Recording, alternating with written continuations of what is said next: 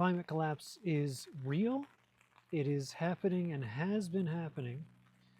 And as we do any talking about the future, we have to not just acknowledge that, but also plan for the chaos.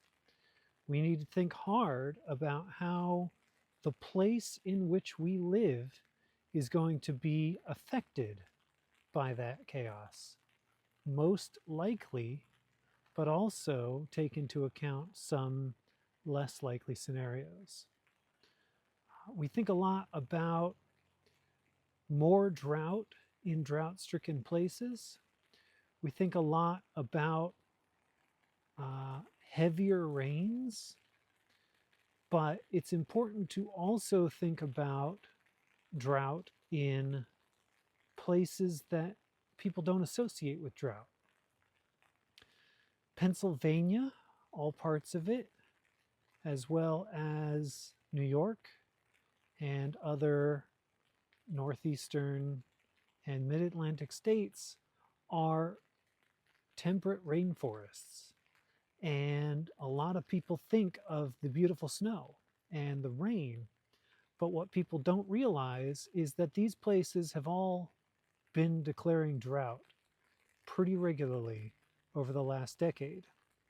And so as drought comes to these places, it's important to also think about flash flooding and mudslides and that sort of thing in areas that don't often have to deal with that. And there are consequences to these things, including, washed out roads and bridges, including a higher likeliness of trees being downed onto houses or across roads. And thinking about how we can today prepare for a future where we'll need to address these things.